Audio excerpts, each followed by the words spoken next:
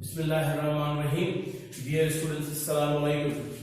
Welcome in English class.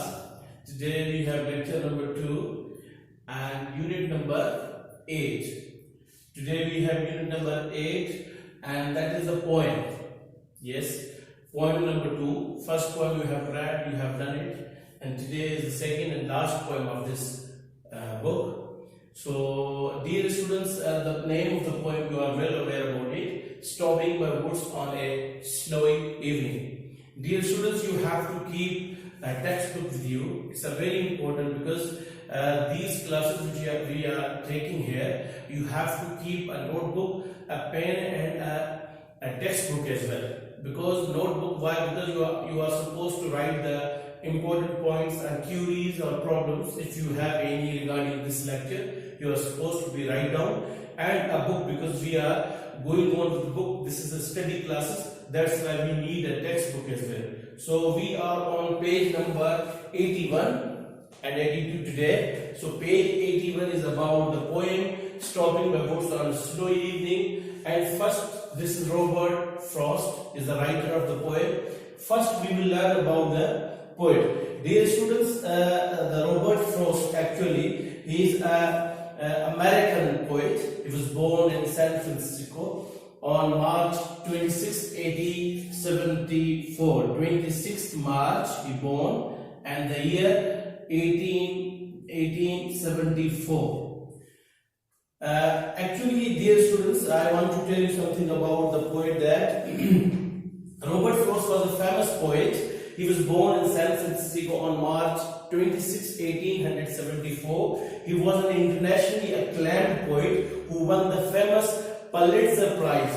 Pulitzer, students, I am going to write here. You have, what is this actually? This is actually a prize, an award of America, which is given to especially those people who are doing well in journalism, literature or music. So the Robert Frost won this prize for 4 times. How many times, students? 4 times he won that prize, Pulitzer Prize of American, which is given to in the field of journalism, literature or music. So, dear students, his poetry focused on themes of nature in which he embedded and contemporary and philosophical issues of his times. He died in Boston on January 29, 1963. 1963, January 29 in Boston. He died over there. This is the whole about the poet, about Robert Frost. Dear students, Stopping by Woods on a Snowy Evening, it's actually lyric. What is lyric? Lyric is actually the thoughts, feelings of someone, or lyric means which is about someone's personal feelings and which has a one narrator. So we can call it, this is a lyric. And actually, dear students, Stopping by Woods on a Snowy Evening was written in 1922, and this poem was published in 1923.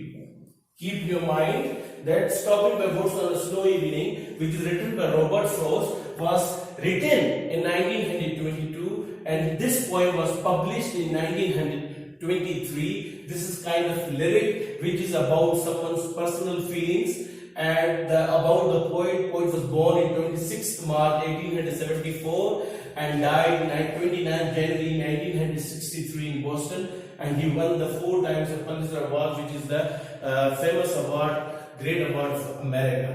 Dear students, this is about the poets. Dear students, now a theme of the poem. What is the theme of the poem, or what are the central idea of this poem, or what is the sum of this poem actually? What about this is written? Dear students, the poem points out at the attractive and exciting beauty of nature, and simultaneously it hints at the need to carry on with the daily affairs of life. Dear students, here you can see, and you will read this poem, that this is telling about the beauty which is surroundings in our life, and beautiful views, beautiful scenes as well. But here in this poem, it tells also that we have lots of responsibilities. We have lots of tasks as well, and we have to fulfill these tasks. We have to complete these tasks. So, as we are supposed to be enjoy the nature of the life as well, and we have to run with our goal of life as well, because we have lots of limitations in our life, so we have to carry on. So theme is about this, that the poem points out at the attractive and exciting beauty of nature and simultaneously hints at the need to carry on with the daily affairs. The world of fantasy is very inviting, but one must maintain balance between the world of reality and imagination. Dear students, this is very important. It's a very important that we have to maintain the reality and imaginations. Sometimes we are thinking what we don't have, but sometimes it is very rare and real that what we have to go on over there. So dear students, this was about the theme of the poem. Now definitely after the theme of the poem, we will move towards the paraphrasing as well. So paraphrasing. Dear students, as I told you that we have the paraphrasing. Before to start the paraphrasing, I want to tell you one thing. Dear students, in board classes, in class 9 especially, we have 2 questions regarding the poem. How many questions? 2 questions. Question number 3A and question number 3B. And what is the coming in question number 3A? This question is coming. Then read the following stanza. Okay. Paraphrase the following stanza. Now, what is the meaning of the word paraphrase? Dear students, the paraphrasing means to write something in your own words. Or if you have a poetish language or any kind of poem over here, you are supposed to be write that poem in your own words or in other simple words. But keep in your mind that when you are supposed to write that poem in your own words or in simple words, you are supposed to be keep the meaning of that stanza. You are not supposed to go away from that stanza. That you have to keep the meaning of this stanza. What the stanza is saying and what is your paraphrasing saying, it's a very important. Sometimes the students, what they are doing, when they are going to paraphrase the stanza, they are actually forget that what is the stanza saying, and they are going to write their own. And even you are supposed to keep in your mind that how many lines we have in the stanza. Here in this stanza we have 4 lines, so we have to keep in our mind that our paraphrasing must be regarding these 4 lines. Not more than this or not below, like 4 lines, 3-4 lines should be there about the paraphrasing. So first I am going to read the first stanza. You must open the page number 82 and then we have a paraphrasing. First, whose woods these are, I think. His house is in the village though. He will not see me stopping here to watch his woods fill up with snow. Dear students, now, first of all, I think there is no any difficult word for you. That the whose woods these are, I think I know, means the poet, the narrator is saying that I know the person who is the owner of that forest or that woods. I think I know who is the owner of this wall. I think he is saying I know, okay, who is the owner of these small jungle, okay, or forest, you can say in other words. Okay, he said I know who is the owner of this small jungles. Here this is whose woods these are, I think I know. His house is in the village though. He knows that the person who is the owner of these jungles is living in nearby village. This is also you are supposed to be right. In other words, that this is a poetish language. Here you are going to write in comprehension form. Sometimes you are going to write an essay or a paragraph. So this is about like this. So that he said that the house, in other words, you can say the house of the owner is near the village. Near the village. The house of the owner of the jungle is near the village. Means the person who is the owner, he is living near the village. He will not see me stopping here to watch his woods fill up with snow. He is saying that I am here, I stopped myself to here, but he is not able to see me. He cannot see me here right now. So we will come over here that this owner, again, this owner will not see me. This owner will not see me as I stop here to watch. You can write more: to watch, to enjoy, to watch the beauty of these small jungles. Means the person who is the owner of this house is not able to see me to stop here because I am to look at the woods, the beauty of these small jungles which are filled with snow. So this is actually the paraphrasing. Means it's a very easy for you. Don't be panic over here. That's what would be paraphrasing.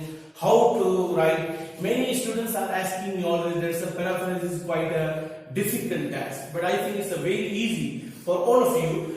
That if you have a stanza and if you will go through, if you will really look at deeply to the stanza, then it is very easy for you to write this stanza in your own words.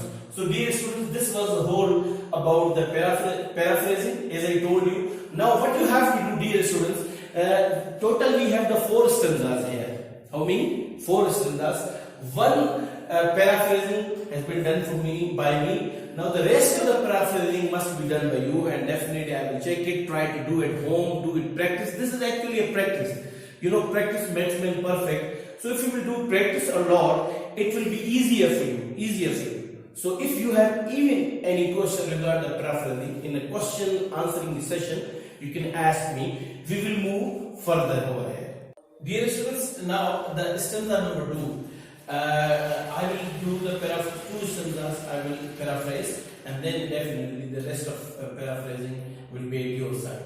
So first stanza is the second stanza we have. My little horse must think it queer to stop without a farmhouse near, between the woods and frozen lake, the darkest evening of the year. Again, my little horse must think it queer. Queer, dear students, now here the poem is telling about that the horse, my little horse.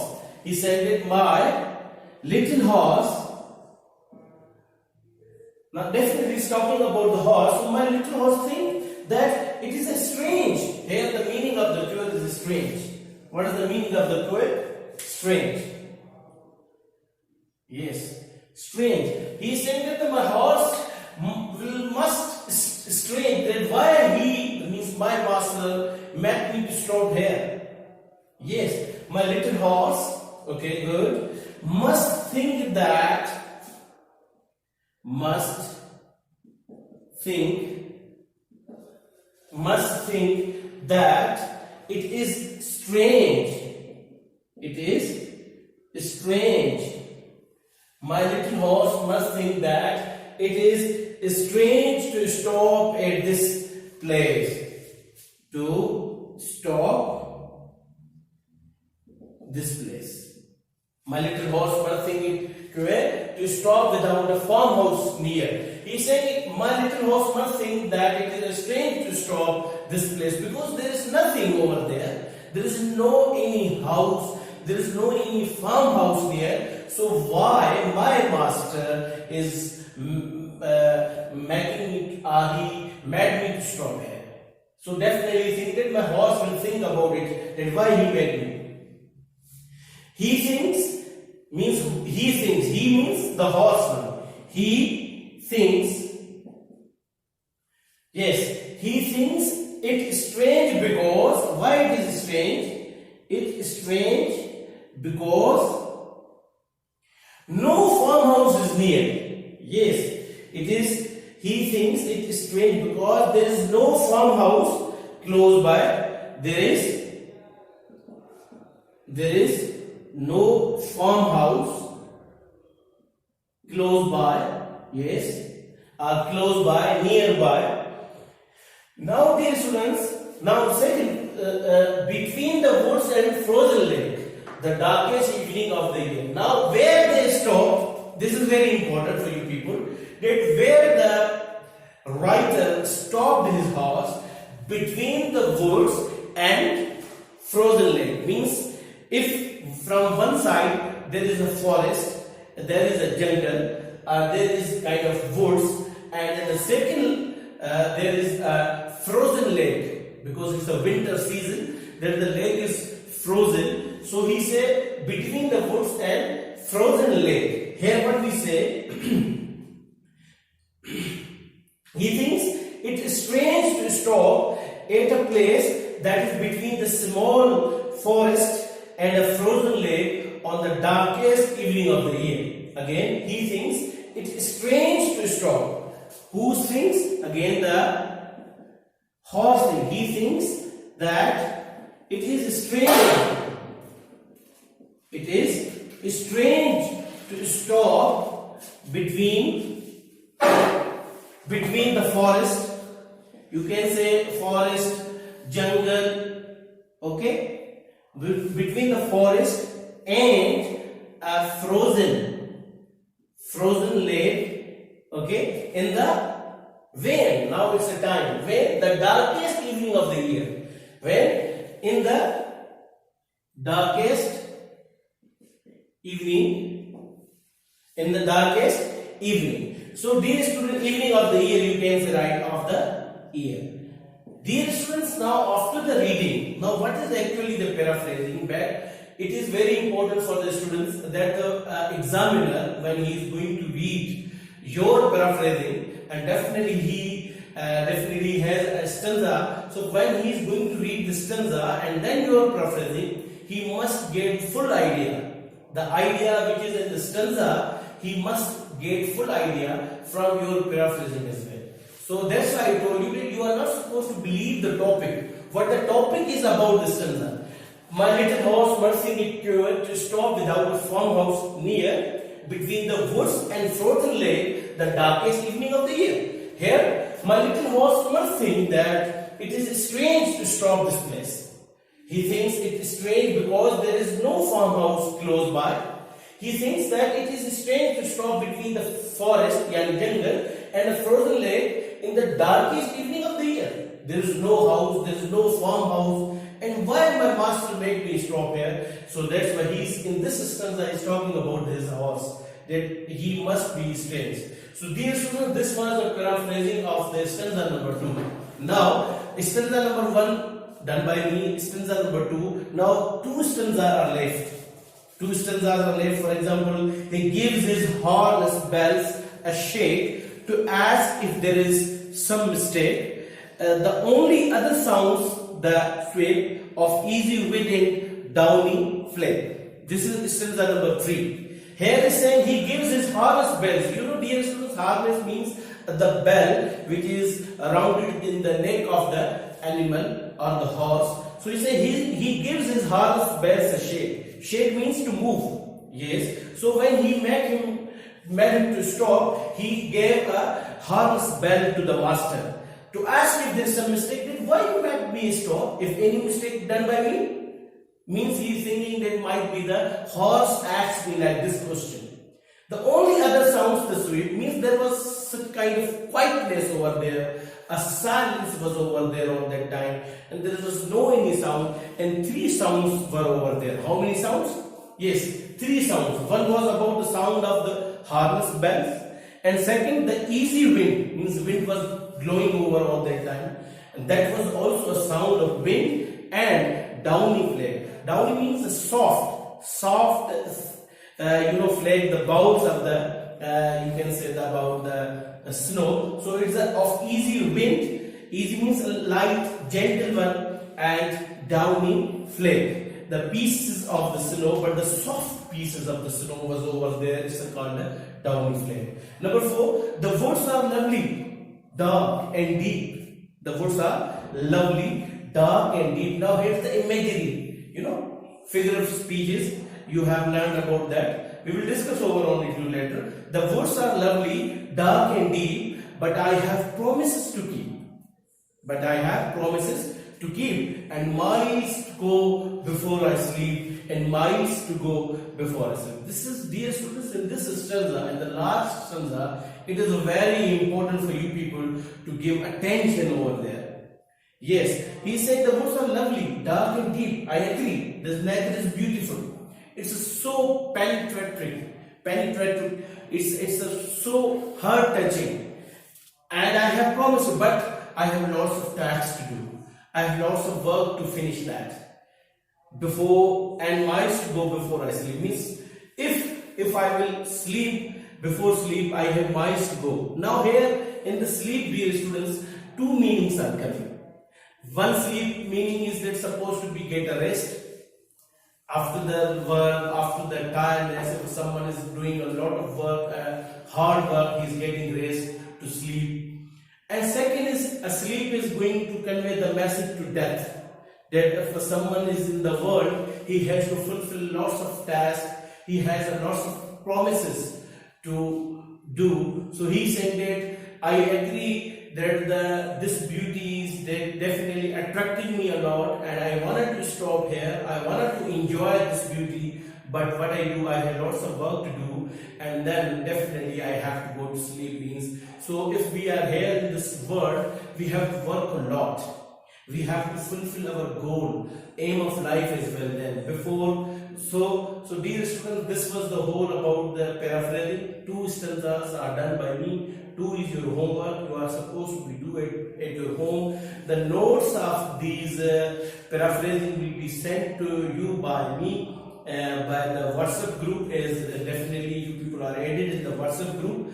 Dear students, so now we will move to the page number 83. It was page number 82, now it's the page number 83. Dear students, in page number 83, you will check and you will notice that we have 5 questions in comprehension. Yes, we have 5 questions given over here. Who is the speaker in the poem? Whom does the speaker refer in the first stanza of the poem? Here we have 5 questions. But 2 more questions are given on page number 82 in the margins. Yes, in the margins like this. You can see that 2 questions are given over there. Which hidden meanings the following words convey to us? Words, house, here, or no alliteration. So these 2 questions are given. It means that total we have 7 questions. So 7 questions, answers will be definitely sent to you by me through WhatsApp. Keep smiling, dear students, and keep hard work. It's a very important. See you in the other topic right now after completing of this. We will move on page number 84. And what is 84? 1 minute just. Dear students, on page number 84, we will notice that we have the alliteration and imagery, and then we have the on page number 86 above we have a grammar. So these alliterations and imageries and also the grammar will be tomorrow inshallah in the next lecture. Till that, Allah Hafiz and goodbye.